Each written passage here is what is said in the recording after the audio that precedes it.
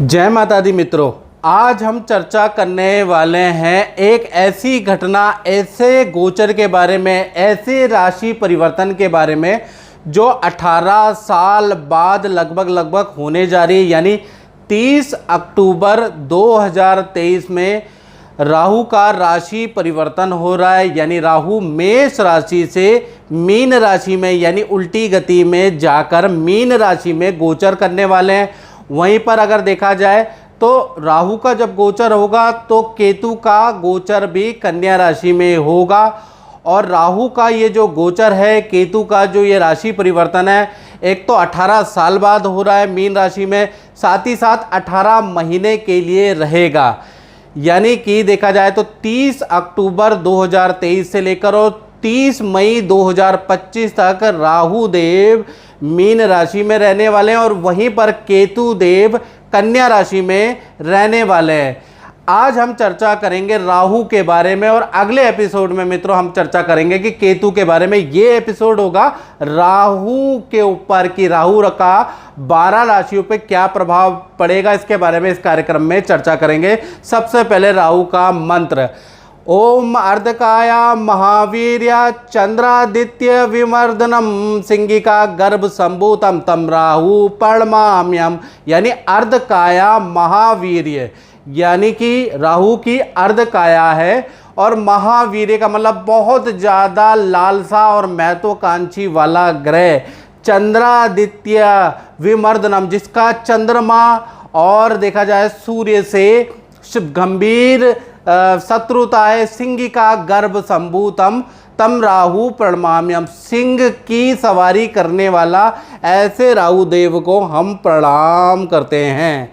चलिए सबसे पहले राहु देव कौन है, और ज़्यादातर दर्शकों को जो ज्योतिष के अंदर इंटरेस्ट रखते हैं उन्हें मालूम है, लेकिन फिर भी मैं थोड़ा सा अपनी ओर से पौराणिक महत्व भी आपको बताने जा रहा हूँ और वैज्ञानिक महत्व भी बताने जा रहा हूँ। पहले हम ये जानते हैं कि राहु है क्या, कौन है। तो पौराणिक कथा के अनुसार जब समुद्र मंथन के दौरान स्वर भानु एक दैत्य था जिसने अमृत का कलश या अमृत का पान पी के वो अमर हो गया। तब भगवान विष्णु ने अपने चक्र से उसके 2 भाग कर दिए, यानी कि जो विष्णु भगवान का चक्र था उसके गले से उसको काट दिया। तो ऊपर का हिस्सा राहु कहलाया और नीचे का हिस्सा जो है, जो धड़ है, वो केतु कहलाया। और ये राहु और केतु के नाम से आगे प्रसिद्ध हो गए। वैसे इस राक्षस का नाम स्वरभानु था। अब वैज्ञानिक महत्व के बारे में मित्रों जानते हैं तो देखिएगा कि सूर्य, ये सूर्य है और सूर्य की परिक्रमा पृथ्वी करती है। मान लीजिए सूर्य है, सूर्य की परिक्रमा पृथ्वी करती है और पृथ्वी की परिक्रमा कौन करता है? चंद्रमा। तो जब जो पृथ्वी की जो कक्षा है और चंद्रमा की कक्षा देखा जाए, जब ये आपस में 2 भागों में ऊपर और नीचे काटती है, यानी कि 2 अक्षांश में काटती है, जो चित्र में दिख रहा है, और उसको नॉर्थ नोड और साउथ नोड कहा जाता है। यानी नॉर्थ नोड और साउथ नोड कहा जाता है और इसको टोटल इस घटना को लूनर नोड कहा जाता है। वहीं पर आपको ऊपर की तरफ केतु महाराज मिल जाएंगे, नीचे की तरफ आपको राहु महाराज मिल जाएंगे, जो कि पृथ्वी की कक्षा और देखा जाए चंद्रमा की कक्षा को 2 भागों में 2 बिंदुओं पे काटता है। आपको चित्र में समझ में आ जाएगा मैं क्या कहना चाहता हूँ। यहीं पर है राहु और केतु, याद रखिएगा। अब राहु और केतु को आपने जान लिया क्या है, कैसे दिखते हैं। वैसे तो दिखाई देते नहीं, छाया ग्रह हैं, लेकिन उसका अनुमानित वैज्ञानिक दृष्टिकोण हमने देख लिया, पौराणिक महत्व देख लिया। अब राहु केतु के कुछ रोचक तथ्य मैं बताने जा रहा हूं जो कि आपको बड़ा हैरान करने वाला है। पहला मित्रों, राहु केतु की कोई अपनी राशि नहीं है। यानी कि अभी तक, यानी कि इस वीडियो 2023 तक और जब से राहु केतु का सर कटा है तब से अभी तक विद्वानों के बहुत अलग अलग मत हैं। मतलब राहु केतु में जितना कन्फ्यूजन है ना मित्रों, उतना कन्फ्यूजन किसी में नहीं है। कोई ये मानता है कि मिथुन राशि राहु की उच्च राशि होती है, कोई मानता है कि धनु राशि राहु की उच्च राशि होती है। इसी प्रकार से केतु में अलग अलग कन्फ्यूजन है, कौन मित्र है कौन शत्रु है, लोग अलग अलग तरीके से अलग अलग विद्वान डिस्क्राइब करते हैं। बिल्कुल कन्फ्यूजन है इसमें। साथ ही साथ सबसे बड़ी इंटरेस्टिंग बात मैं आपको बताऊं, राहु केतु एक ही शरीर से उत्पन्न हुए हैं, यानी कि एक आत्मा दो जान है, लेकिन उसके बाद भी देखा जाए दोनों में भी आपस में शत्रुता है। यानी जब देवता का दर्जा दोनों को मिल गया, राहु को और केतु का, तो एक दूसरे से भी चिढ़ने लगे और एक दूसरे से भी शत्रुता इन्होंने कर ली, जैसे भाई भाई आपस में लड़ते हैं। इसी तरह से देखा जाए तो दूसरा इंटरेस्टिंग पॉइंट क्या है, राहु जिसकी कुंडली में प्रबल होता है ना, वो बहुत बड़ा कॉपी कैट होता है। अब कॉपी कैट का मतलब कि ऐसे व्यक्ति के अंदर चालाकी और देखिए चालाकी जन्मजात होती है। ऐसे लोग बहुत चालाकी करते हैं, बुद्धि से बहुत तेज होते हैं, साथ ही साथ किसी चीज़ की कॉपी करने में जैसे कहते हैं ना, जूते की कॉपी बना ली, सॉफ्टवेयर की कॉपी बना ली, उसकी नकल बना ली, कॉपी करने में बड़े एक्सपर्ट होते हैं, ओरिजिनल को भी मात देते हैं। जिनका राहु अच्छा होता है, याद रखिएगा स्टूडेंट, जिनका भी राहु अच्छा होता है तो कहीं ना कहीं केंद्र त्रिकोण में बैठा है, शनि की राशि, बुध की राशि, शुक्र की राशि में बैठा है, तो मान के चलिए ऐसे लोग कॉपी कैट बड़ी जल्दी कर लेते हैं। किसी की लाइफस्टाइल को फॉलो करना, कोई टेक्नोलॉजी की कॉपी करना बहुत अच्छा कर लेते हैं और सक्सेसफुल हो जाते हैं। साथ ही साथ केतु के बारे में बात करें तो केतु जो ग्रह है वो इंट्यूशन वाला होता है। यानी केतु जिसका भी स्ट्रांग होता है, और केतु किन राशियों में स्ट्रांग होता है ये बड़ा कंफ्यूजन है। केतु अधिकतर मित्रों जो राशियां हैं बुध की, गुरु की, शुक्र की राशियों के अंदर स्ट्रांग होता है। याद रखिएगा, बुध की राशि, गुरु की राशि, शुक्र की राशि में स्ट्रांग माना जाता है केतु को। तो यहाँ पर केतु अगर होंगे तो आपकी कुंडली में और केंद्र त्रिकोण में होंगे तो केतु आपका अच्छा है, आपके अंदर इंट्यूशन पावर हो जाएगी। यानी आपको एक अनुभव पता चलेगा कि आगे क्या होने वाला है, 10 साल बाद टेक्नोलॉजी कहाँ जाएगी, आपको बुरे और अच्छे की इंट्यूशन आने लगेगी, आपके अंदर इंट्यूटिव पावर आ जाएगी, जिसके कारण आप जो हैं अपने भविष्य को अच्छा बना सकते हैं। तो राहु और केतु दोनों अगर अच्छे हो जाते हैं तो कहीं ना कहीं एक में चालाकी बहुत अच्छी मिलती है और एक में इंट्यूटिव पावर ज़्यादा मिलती है। साथ ही साथ एक और इंटरेस्टिंग पॉइंट बताता हूँ, राहु केतु हमेशा वक्री होते हैं, यानी कि हमेशा उल्टे ही चलते हैं, लेकिन इनकी दृष्टि सीधी होती है। याद रखिएगा, इनकी जो दृष्टि होती है कुछ विद्वानों के अनुसार 5वीं, 7वीं और 9वीं दृष्टि होती है। याद रखिएगा, और विज्ञानों को मतलब विद्वानों के अलग अलग मत भी हैं राहु को लेकर। कोई 5वीं, 9वीं और 7वीं दृष्टि मानता है, कोई कहता है कि इनकी जब कोई राशि ही नहीं है तो इनकी दृष्टि का कोई महत्व नहीं है, लेकिन मैंने खुद अनुभव में देखा कि इनकी दृष्टि का महत्व होता है। साथ ही साथ देखा जाए तो राहु जब भी राशि परिवर्तन करता है, जैसे कि 30 अक्टूबर 2023 में राहु देव राशि परिवर्तन कर रहे हैं, तो 9 महीने यानी शुरू के जो 9 महीने आपको अच्छा या बुरा दोनों इफेक्ट ज़्यादा मिलेगा, यानी ज़बरदस्त मिलेगा। अगर अच्छे होंगे तो अच्छा इफेक्ट मिलेगा और बुरे होंगे तो बुरा इफेक्ट आपको तुरंत मिलेगा, 9 महीने तक मिलेगा।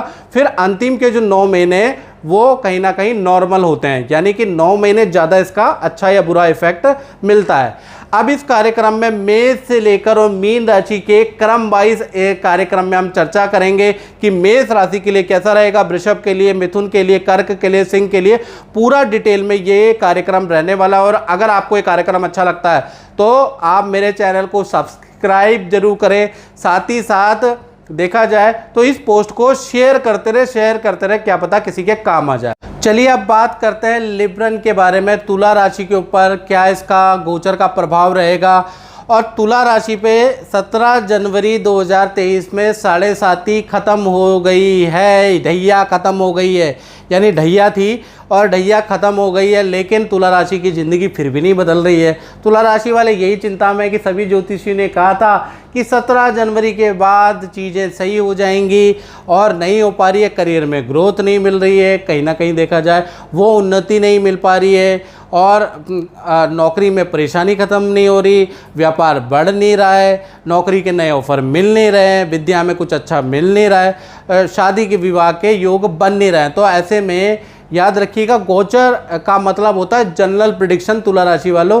तो कहीं ना कहीं गोचर पॉजिटिव हो गया है जैसा कहा जाता है। जैसे मैं आपको बता देता हूँ, थोड़ा आपकी जानकारी के लिए बता देता हूँ कि क्या होता है कि जैसे आकाशीय क्षितिज में जैसे कि बहुत तेज़ बारिश आती है तो हम तो भविष्यवाणी होती है मौसमी बीमारी की कि बारिश आने वाली है, तो आप क्या परहेज रखते हैं? आप छाता रख लेते हैं अपने पास, आप रेन कोट रख लेते हैं ताकि आप बारिश से बचाव रखें, या उस समय पे आप निकलते नहीं हैं, याद रखिएगा, नदी में घूमने नहीं जाते हैं। इसी प्रकार से भविष्यवाणी होती है आज मौसम बहुत अच्छा है, तो ऐसे में क्या करते हैं, आप घूमने के लिए खुद भी जाते हो और पिकनिक के लिए कहीं ना कहीं देखा जाए तो अपने परिवार को भी ले जाते हो, लेकिन खाना आप अपने घर से ही ले जाते हो या खाने के लिए पैसे ले जाते हो।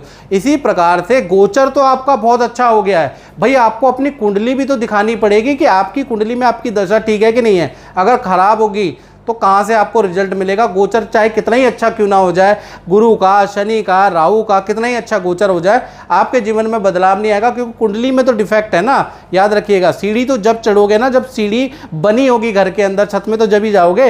याद रखिएगा, मौसम का लुत्फ तो जब ही उठा पाओगे। तो मेरी बात कुछ तुला राशि वाले समझ गए होंगे, कुछ लोग नहीं। चलिए, इसको, ये बहुत बड़ा टॉपिक है, इसके बारे में लास्ट में चर्चा करेंगे। सबसे पहले तुला राशि के बारे में बात कर लेते हैं। जो राहु का गोचर आ रहा है, यानी देखा जाए तो 18 साल, करीबन 18 साल बाद राहु मीन राशि में दोबारा प्रवेश कर रहे हैं। तो कुल मिला के देखा जाए तो आपकी कुंडली से देखा जाए ये गोचर छठा है, छठे में राहु और बहुत अच्छा रिजल्ट देता है। कहीं ना कहीं देखा जाए तो तुला राशि को छठे राहु का, यानी कि ये जो राहु है इसका बेस्ट रिजल्ट प्राप्त होगा 18 महीने के अंदर अंदर, यानी 30 अक्टूबर 2023 से 30 मई 2025 तक आपको बेस्ट रिजल्ट होगा। लेकिन आपकी कुंडली में भी मित्रों ग्रह ठीक होने चाहिए, तभी होगा। नहीं तो याद रखिएगा, हम राजयोग बोलते हैं तो हर एक नाई, हर एक भिखारी राजा ना बन जाता, यानी कि आपकी कुंडली में भी राजयोग होना चाहिए, याद रखिएगा। अब क्या रिजल्ट ये देगा, इसके बारे में चर्चा कर लेते हैं। 18 महीने क्या बेस्ट रिजल्ट रहेगा। ये छठा जो राहु है ये पद प्रमोशन के लिए बहुत अच्छा है। बड़ी कंपनी में आप आंख बंद करके अप्लाई कर ले, विदेश में काम करना चाहते हैं, इंटरनेशनल लेबल ब्रांड में काम करना चाहते हैं, वहाँ अप्लाई कर दे, आपको बेस्ट रिजल्ट अब शुरू हो जाएगा। यानी कि अच्छा पद प्रमोशन मिलेगा बड़ी कंपनी में। आप अगर अप्लाई करेंगे तो आपको बहुत अच्छा रिजल्ट मिलेगा। या कुछ लोग विदेश में काम करना चाहते हैं तो उन्हें विदेशी कंपनी में अप्लाई कर देना चाहिए 30 अक्टूबर के बाद। साथ ही साथ शेयर, लॉटरी, जो लोग ये चीज़ें करते हैं उसमें भी आपको अच्छा धन लाभ प्राप्त हो सकता है। शेयर में किया गया इन्वेस्टमेंट आपको अच्छा लाभ दे सकता है, या एक आध लॉटरी भी आपकी निकल सकती है, ऐसा योग नज़र आ रहा है।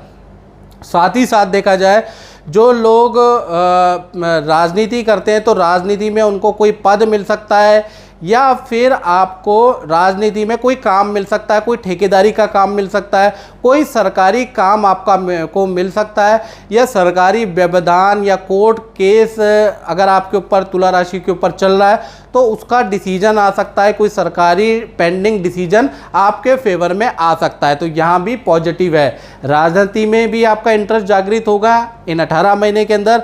राजनीति में आपके करियर की शुरुआत भी होगी, याद रखिएगा। राजनीति में आपको कोई पद भी मिलेगा, सरकारी रुका हुआ काम भी होगा, और कोर्ट केस में भी सफलता मिलेगी। साथ ही साथ देखा जाए जो प्यार का मामला है, यानी लव कपल के लिए थोड़ा गड़बड़ी है। छठा भाव प्यार के मामले के लिए अच्छा नहीं होता, यानी कि लव कपल जो एक साथ रिलेशन में, लेकिन जो शादीशुदा नहीं है तो कहीं ना कहीं उनके में आपस में अनबन ज़्यादा रहेगी। रिलेशनशिप 18 महीने में ब्रेक होने की कगार तक पहुंच रहा है, याद रखिएगा। अगर आपका प्यार सच्चा होगा तो कामयाब होगा, नहीं तो टूट जाएगा। इसी प्रकार से देखा जाए 5वीं घटना क्या हो रही है, नौकरी के साथ में तुला राशि वालों नया कुछ क्रिएटिव काम कर सकते हैं। जैसा मैंने बताया, कोई कॉपी, किसी टेक्नोलॉजी की किसी की कॉपी करके सफल बन सकते हैं, क्योंकि राहु कॉपीकेट होता है, ये मैंने आपको बताया था ना। तो यहाँ पर आप किसी की कॉपी करेंगे और उसकी तरह बनने की कोशिश, उसकी तरह काम करने की कोशिश करेंगे और सफल भी होंगे। यानी नए काम की शुरुआत, नए आइडिया की शुरुआत राहु आपको देगा। साथ ही साथ विदेश जाना चाहते हैं तुला राशि वाले, या विदेश में पढ़ना चाहते हैं, विदेश में रहना चाहते हैं, विदेश में प्रॉपर्टी खरीदना चाहते हैं, विदेश संबंधी काम में आपको छठे राहु आपको सफलता मिल रही है। साथ ही साथ देखा जाए तो अचानक 18 महीने में आपकी आर्थिक स्थिति अच्छी हो जाएगी। गुप्त तरीके से धन भी आपको प्राप्त होगा। गुप्त तरीके से मतलब यानी कि आपको ऐसा धन प्राप्त होगा जो कि आपको कह लीजिए कि गुप्त तरीके से अचानक, किसी को बताना नहीं है लेकिन आपको धन लाभ होगा। तो कुल मिला के धन कमाने के एक्स्ट्रा इनकम के सोर्सेज आपके बनेंगे। कहीं ना कहीं आपको एक्स्ट्रा इनकम के सोर्सेज राहु देने वाला है और फाइनेंशियल स्थिति बहुत बहुत मजबूत करने वाला है। तो कुल मिला के तुला राशि के लिए ये गोचर लाभकारी है। लेकिन इसका इफेक्ट मित्रों जब ही मिलेगा जब आपकी कुंडली में भी गोचर अच्छा होगा, आपकी दशा महादशा प्रत्यंतर अच्छी होगी। उसके लिए आपको 7210124289 मेरा जो व्हाट्सएप नंबर आ रहा है ना, इसमें हाय हेलो से कोई बात नहीं बनेगी, ना कॉल करने से हमें कोई बात बनेगी। आप व्हाट्सएप पे अपना नाम डिटेल अपनी डालिएगा, डिटेल में नाम, date of birth, time of birth, place of birth, तो अपना मुख्य प्रश्न कहना क्या चाहते हैं आप वो लिखिएगा। जय माता दी अमोद जी। जय माता अमोद दी। जी, आपका जो अपना अनुभव है वो कैसा रहा? बहुत बढ़िया रहा पंडित जी से मिल करके। मैं अगले 10 साल से जुड़ा पड़ा हूँ पंडित जी से और हर बार मैं मिलता रहता हूँ। जो जो परेशानी आता है मैं पंडित जी को बताता हूँ, उसका मेरे को समाधान हर बार कुछ न कुछ पॉजिटिव मिलता है। जितना बार मैं मिला हूँ हर बार कुछ न कुछ पॉजिटिव मिला है। पंडित जी जो जो बताए हैं वो हमें सब चीज़ जो है ना पॉजिटिव हो रहा है हमारे साथ। हम हर बार जब भी पंडित जी से मिलने आते हैं कुछ न कुछ हम नया चीज़ लेके आते हैं, नया चीज़ पूछते हैं। पंडित जी हमें उसका कुछ न कुछ उपाय बताते हैं और वो हमें आगे चल के ठीक हमारे साथ सही हो जाता है। जो भी गुरुजी ने उपाय बताया हाँ हाँ आपके जीवन में बिल्कुल अच्छा प्रभाव- बिल्कुल बिल्कुल बहुत अच्छा प्रभाव हमारे साथ हो रहा है और मैं अगले 10 साल से पंडित जी से मिल रहा हूँ। बहुत बहुत धन्यवाद। ऐसा भी आगे भी आपके जीवन में अच्छा प्रभाव मिले। Thank you. माता रानी कृपा बनी रहे। जय माता।